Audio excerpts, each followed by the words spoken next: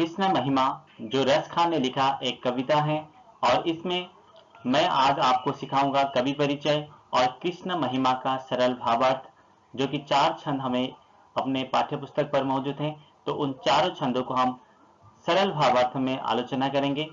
तो वीडियो को शुरू करते हैं और वीडियो को आप अंत तक जरूर देखें, में आपको समझने में आसानी हो। रस खान के कवि परिचय आज आलोचना करेंगे। कृष्ण महिमा के रचयिता। हिंदी साहित्य में कृष्ण भक्ति काव्यधारा, विद्यार्थियों आप ये वर्ड कृष्ण भक्ति काव्यधारा आप याद रख लीजिए, क्योंकि कई बार शॉर्ट क्वेश्चन में आता रहता है और आया भी है। के अंतर्गत सूरदास, कुंभन दास, परमानंद दास, कृष्णन दास, हित सिंह आदि, मीराबाई को तो आप लोग ने पढ़ा ही होगा, आदि अनेक अनेक कवि कवियत्री हुए। तो हिंदी साहित्य जगत में कई सारे ऐसे कवि कवियत्री हैं जिन्होंने कृष्ण भक्ति पर खुद को निमज्जित करके कई सारे दोहे, छंद आदि की रचना की है और उनमें आज हम आलोचना कर रहे हैं रस खान के बारे में। तो रस खान कैसे इंसान थे, क्या थे, ये सारी जानकारी हम इस वीडियो में आपको मिलेगा। उनमें अन्यतम कृष्ण भक्ति मुसलमान कवि रस खान का स्थान सर्वोपरि है व अन्यतम है। तो कृष्ण भक्त मुसलमान कवि हम रस खान आप लोग याद रख लीजिए। आप कोमल हृदय वाले भावुक प्रकृति के इंसान थे। कोमल हृदय वाले भावुक प्रकृति के इंसान थे। रस खान कैसे व्यक्ति थे, ये क्वेश्चन तो बनता ही है, आता ही है। तो आप लोग लिखेंगे कवि रस खान कोमल हृदय वाले भावुक प्रकृति के इंसान थे, इसलिए दिल्ली के बादशाह वंश में जन्म लेते हुए भी उन्होंने अपने को राज्याभिषेक और राजवंश के अभिमान से दूर रखा। तो विद्यार्थियों, राजवंश, राज दरबार यानी कि बादशाह वंश में उन्होंने जन्म लिया था, फिर भी उन्होंने राज्याभिषेक जो राजपाट का जो लोग और राजवंश का जो अभिमान से खुद को दूर रखा। प्रसिद्ध है कि वे मद्भागवत फारसी अनुवाद पढ़कर गोपियों के कृष्ण प्रेम में अभिभूत हुए थे। तो और कहा जाता है कि उन्होंने मद्भागवत का फारसी अनुवाद पढ़कर गोपियों के यानी कि कृष्ण के प्रति खुद को अभिभूत किए हैं और खुद को श्री कृष्ण पर उन्होंने अपने आप को निमज्जित कर दिया। यानी कि मद्भागवत का फारसी अनुवाद पढ़ के वो खुद को श्री कृष्ण पर निमज्जित कर दिया। कवि रस खान जी के जन्म, समय, शिक्षा दीक्षा, आजीविका, निधन आदि को लेकर कई सारे मतभेद हमें मिलता है। फिर भी कहा जाता है 1533 ईस्वी के आसपास उनका जन्म हुआ था और 1618 ईस्वी के आसपास उनकी मृत्यु हुई थी। तो 1533 में उनका जन्म हुआ था, आसपास 1533 ईस्वी के आसपास, और 1618 ईस्वी के आसपास उनका मृत्यु हुआ था।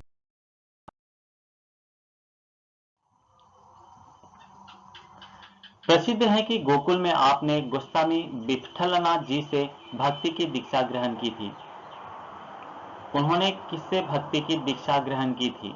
गोस्वामी विठलनाथ, आप लोग याद रख लीजिए। और यह बात भी प्रसिद्ध है कि राम भक्त कवि गोस्वामी तुलसीदास जी ने रस खान को यमुना तट पर स्वरचित रामचरितमानस की कथा सर्वप्रथम सुनाई थी। और तुलसीदास के बारे में आप लोग जानते ही होंगे। तुलसीदास ने जो रामचरितमानस उन्होंने लिखा था, तो उनको सर्वप्रथम रस खान को ही उन्होंने सुनाया था। अपने आराध्य से संबंधित सारे उपकरण, सभी स्थान जैसे गोकुल, गोवर्धन, ब्रज, वृंदावन आदि रस खान को अत्यंत प्रिय रहे हैं। श्री कृष्ण से जुड़े हुए सारे उपकरण जैसे कि उनके स्थान गोकुल, वृंदावन आदि स्थानों पर उनका हमेशा लगाव रहता था।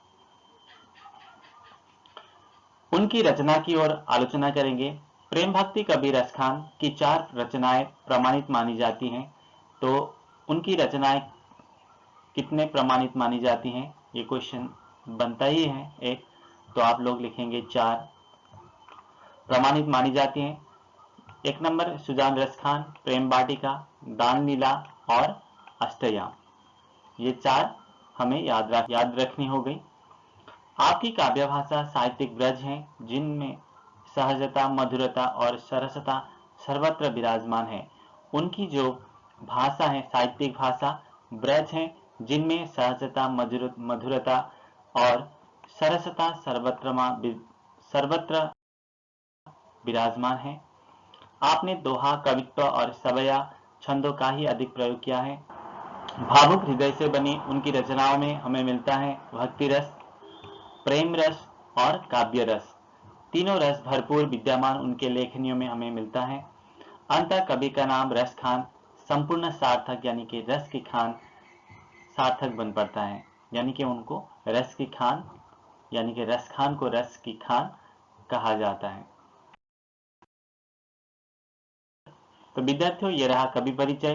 कवि परिचय से भी कई सारे क्वेश्चन बनते हैं, तो आप लोग छोटे छोटे चीजों को अच्छी तरह से याद रखें ताकि आपको परीक्षा में असुविधा ना हो।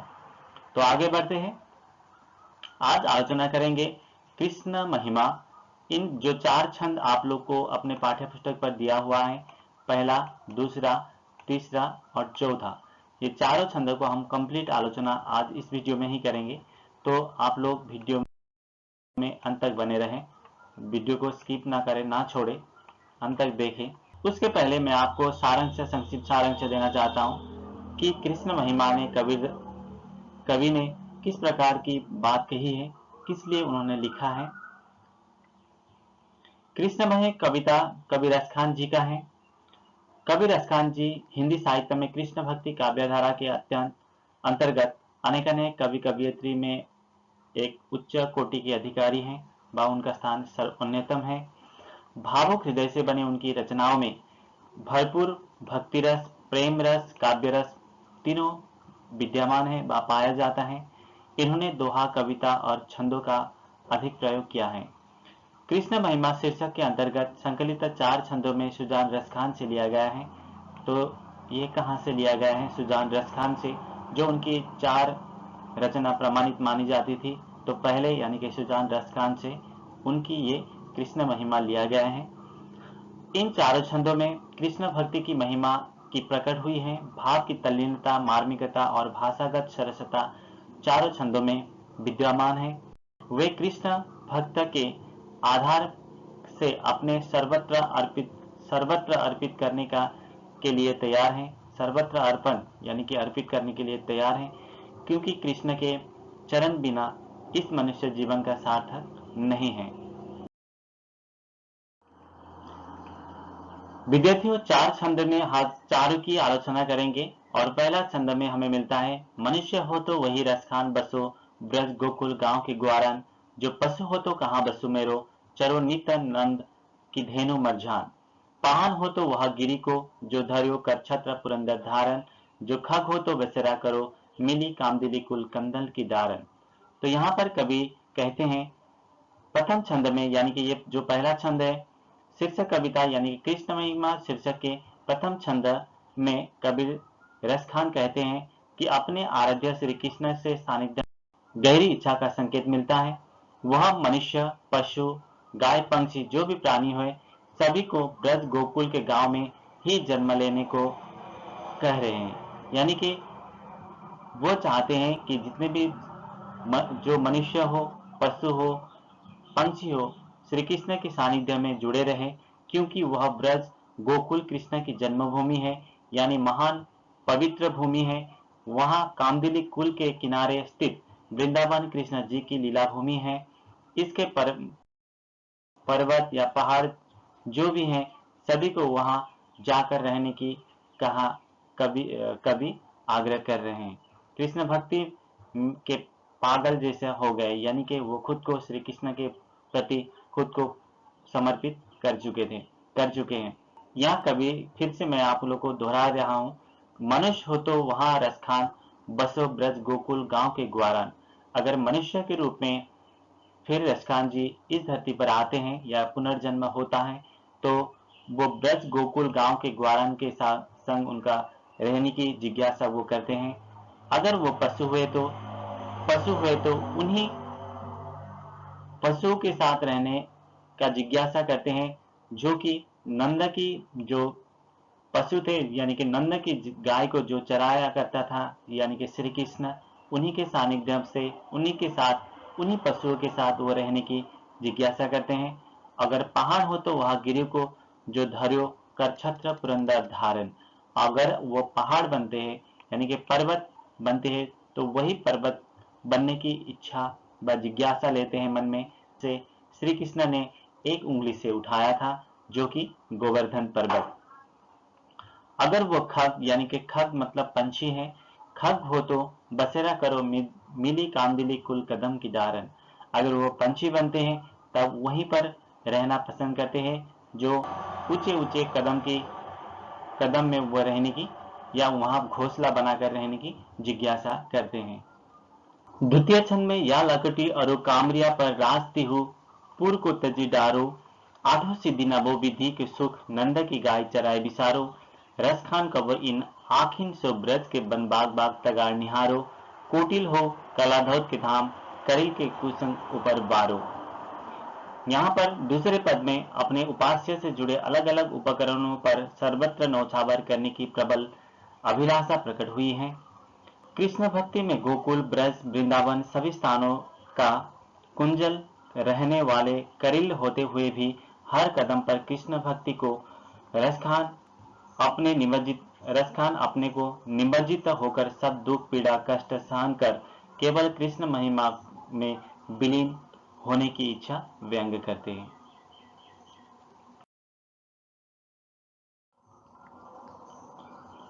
धूरी भरे अति शोभित श्यामजू तैसी बनी सिर सुंदर चोटी। खेलत खाता फिर आंगन पक पैजंती बाजंती पीरी कछोटी। वा छवि को रसखानी बिलोकत वारत काम करानिधि कोटी। काक के भाग कहाँ करिए हरि हाथ सो ले गयो माखन रोटी। तीसरे पद में कवि आराध्य श्री कृष्ण के बाल रूप के माधुरी रूप का आकर्षण वर्णन किया गया है। ब्रज की धूल में श्री कृष्ण चरण स्पर्श है, वहां कृष्ण खाने पीने, गाय चराने और नंद के आंगन में खेलते भी थे। वहां जन्म लेने के लिए महान ऋषि मुनि भी चाहते हैं। वहां कृष्ण पैर पर घुंघरू बांधकर नाचते हुए उसमें भक्ति रूप में भी देखा गया है। रसखान ने और भी देखा है कि कृष्ण हाथ में बांसुरी लेकर चराते हैं। कृष्ण ने हाथ में माखन रोटी भी ले गए हैं, यानी कि कृष्ण के हाथ से माखन रोटी भी कौवा लेके भाग जाता है। तो जैसे कि यहाँ धूल भरी से अति शोभित श्यामजू, धूल भरे अति शोभित श्यामजू तैसी बनी सिर सुंदर चोटी, यानी कि उनकी शरीर पर चारों तरफ धूल से लथपथ होना और एक सुंदर चोटी, जो कि चोटी मतलब तो आप लोग को पता ही है, चोटी दो होता है। एक चोटी मतलब होता है पहाड़ का ऊंचाई ऊपर का अंश, और एक चोटी मतलब होता है बालों का गुच्छा। तो यहाँ पर बालों की गुच्छा की बात कहा गया है। खेलता खाता फिर आंगन,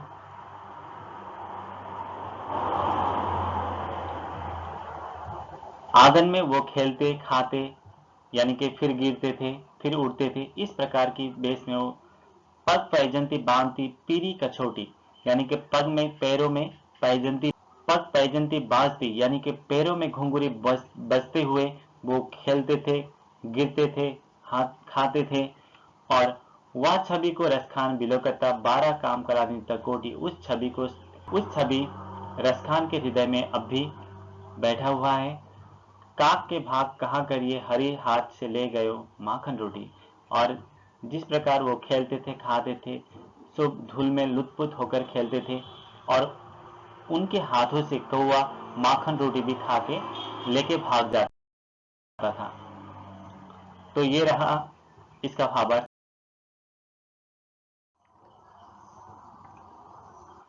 तो मोर पंख सिर ऊपर राखी हो, गुंज की माला गहरे पहरोगी। ओढ़ी पितंबर ले लाकुटी बन गोवर ग्वारंग संग फिरोगी। भावहु मोही रसखानी सो तेरा कहें सब स्वाद भरोगी। या मुरली मुरली की अधरन धरी अधरा न धरोगी। यानी कि चौथे पद में गोपी भाव से अपने उपास्य श्री कृष्ण की तरह ही वेश धारण करने की तीव्र चाहत प्रकट हुई है। कृष्ण की बाल लीला या बाल रूप में अपने सिर पर मोर के पंख लेकर, पैरों में घुंघरू बांधकर, पीला वस्त्र परिधान यानी कि पीला रंग का वस्त्र पहनकर सारे वृंदावन में गाय रखवाले करते थे, यानी कि ग्वारन यानी कि गोरखियाल हुइसिल, और अपने साथियों के साथ खेल खेलते हैं और खेलते भी थे। रसखान कृष्ण में महत्ता को समझकर सारी सुखिया महल राज सब कुछ अपने को कृष्ण भक्ति में रखते थे। यानी कि मोर पंख, यानी कि उनकी सिर पर मोर पंख जिस प्रकार गूंजते थे और जिस प्रकार माला पहनते थे और पीला वस्त्र परिधान कर हाथों में लकुटी लेकर यानी कि ग्वारन के साथ वो फिरते थे। उसी भेष में रसखान रहने की इच्छा प्रकट करते हैं इस पद में 22 छंद में। तो ये आप लोग को भी समझ में आया होगा शायद।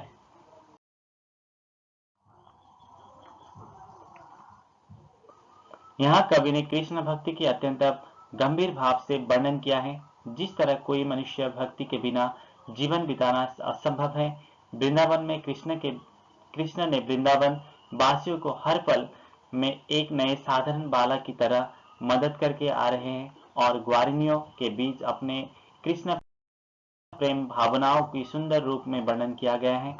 उन लोगों की प्रेम भावनाओं से हमें भी प्रेम भक्ति का मार्ग दिखाने के लिए प्रयत्न किया गया है।